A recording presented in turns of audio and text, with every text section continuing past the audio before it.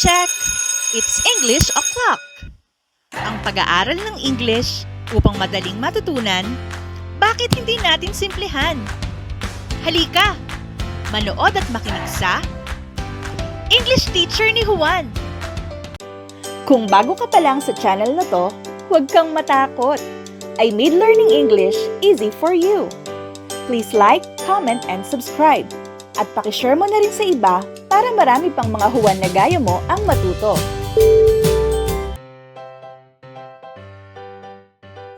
Hello everyone! In this video, we will be talking about the different strategies for interpersonal communication. Tara at simulan na natin! The target most essential learning competency for this video is employ a variety of strategies for effective interpersonal communication, such as interview, dialogue, and conversation. Communication is an essential part of our lives. Communication is the art of exchanging messages between two or more people. Being able to communicate effectively is perhaps the most important of all life skills. It is what enables us to pass information to other people and to understand what is said to us. Ang pakikipagkomunikasyon ay hindi lang simpleng proseso ng pagsasalita at pagkatapos ay pakikinig. It is important to communicate effectively to ensure you achieve your goals.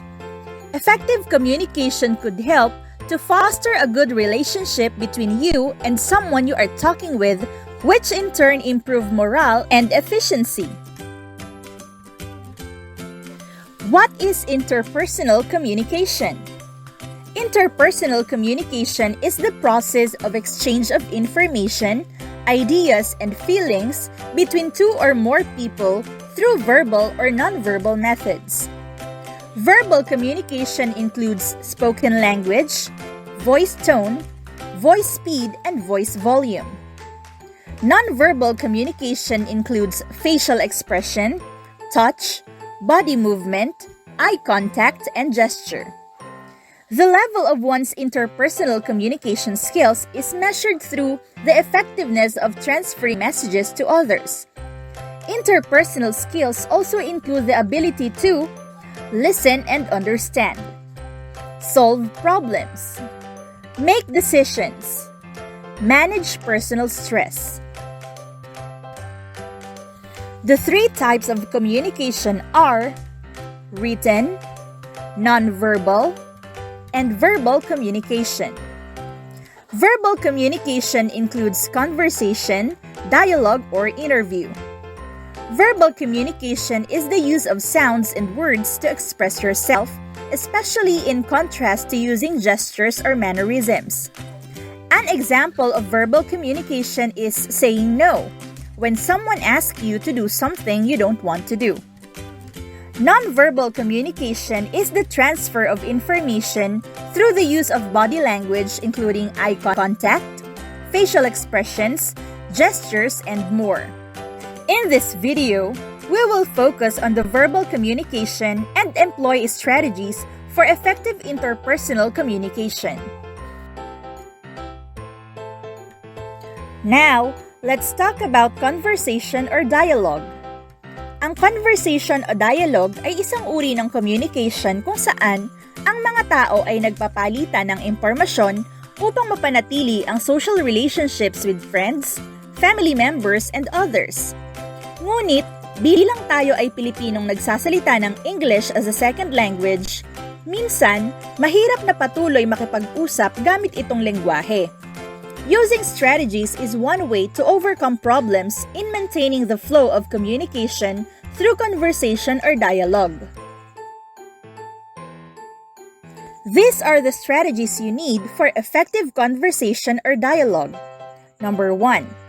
Repair breakdowns. Example, could you repeat the question, please? Sorry, I didn't hear what you said. Could you repeat? I'm a bit nervous. Pardon? Come again? Ito ay ilan lamang sa mga katagang sinasabi natin kung sakaling hindi natin naintindihan ang mga salitang binanggit ng ating kausap. Ginamit natin ang mga ito upang ulitin ng nagsasalita ang kanyang sinabi at nang sa gayon ay magkaroon ng epektibong komunikasyon sa pagitan ng dalawang taong nag-uusap. Number 2. Repeat the question. Example. What's my next project? Well, dito sa halimbawang ito, we try to confirm kung tama ba ang intindi natin sa tanong sa pamamagitan ng pag-ulit ng mismong tanong upang masigurong tama din ang impormasyon na isasagot o ibibigay natin. Number 3. Express lack of a clear opinion. Example. I'm afraid I don't know much about it. I am not so sure about this. These are used to show that what you are about to say might not be accurate and needs verification. Ito ay upang maiwasan ang misinterpretation at miscommunication. Number 4. Acknowledge others' ideas or opinions. Example. I see your point. I understand what you mean. These are used to show that the message that the person is trying to communicate is understood clearly. Number 5. Clarifying. Example. Do you mean? So are you saying that? Itong mga halimbawang ito naman ay ginagamit upang mas maintindihan ang kinakausap sa pamamagitan ng pagtatanong upang mas magkaroon ng malalim na pag-unawa. Number 6. Active listening or summarizing. Examples. Okay, so Tanya, earlier, you said that, and Daniel, you mentioned that. Someone explained that. Ang mga halimbawang ito ay ginagamit upang ulitin ang mga salitang sinabi base sa pagkakaunawa ng taong nakikinig. This is done to summarize or to express the most important points in the conversation. Number 7. Back-channeling. It is a way of showing a speaker that you are following what they are saying and understand, often through interjections. Examples. I see. Yes. Okay.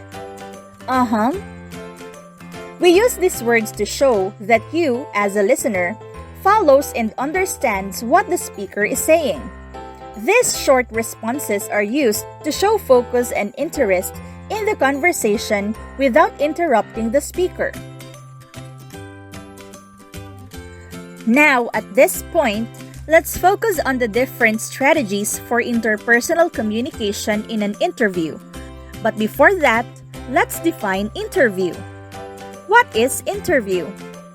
An interview is a procedure designed to obtain information from a person through oral responses to oral inquiries. It is a structured conversation where one participant asks questions and the other provides answers. But it is not very easy as what it seems. The following are interview strategies for you to become an effective interviewer. Start easy. Make your interviewee comfortable or relaxed and start with short, simple questions. Minsan, may ibang pakiramdam kapag sumasalang sa interview. Nakaka-nervyos ito lalo sa part ng interviewee at gayon din naman sa interviewer. Mainam na maging komportable muna kayo sa isa't isa upang maging mas relaxed at magaan ang atmosphere. Magiging daan ito sa mas maayos na komunikasyon at palitan ng tanong at impormasyon. Ask the right questions. Use open-ended questions and prompts. Avoid leading questions. Magtanong lamang ng mga relevant questions. Ibig sabihin, kung ano lang ang may kinalaman sa totoong pakay ng pag-uusap. Magtanong ng open-ended questions kagaya nito. What do you plan to do immediately after you graduate from college? Hindi katulad dito. Are you going to get a job as soon as you finish college? Have a conversation. Do not read a question from a page as it interrupts the flow of conversation and seems artificial. Make the conversation as natural as possible. Avoid being too focused on your prepared script or questions as it could be awkward and unnatural. Find an anecdote or small story to illustrate your point. An anecdote is a short, amusing, or interesting story about a real incident or person. For example, tell me about a time when. Allow your interviewee to narrate or to express him or herself without judgment. Pay attention to details. Write down important details such as spelling, address, ages, and statistics. Double-check the information. During preparation. Preparation for interviewing is very important. It requires both a friendly manner and a careful preparation. A formal interview can be requested through a phone call, letter, or in person. Here is a checklist of the important things you need to discuss with your interviewee before the interview checklist. Purpose of the interview and location. Time and length of time needed for the interview. Research the subject in which the interview should be discussed. Find out as much as possible about the person being interviewed. Part of the preparation phase consists of forming questions. Good questions are the key to successful interviewing and take careful planning. Always remember that the questions should be written in advance. If the information desired involves detailed facts, a list of questions should be given to the person prior to the interview. How to write effective questions. As a good interviewer, you need to be selective with the questions you have because not all questions are effective during an interview. Effective questions. Example. Letter A. Open-ended questions. They are designed to encourage the interviewee to share experiences, emotions, attitude, or opinions.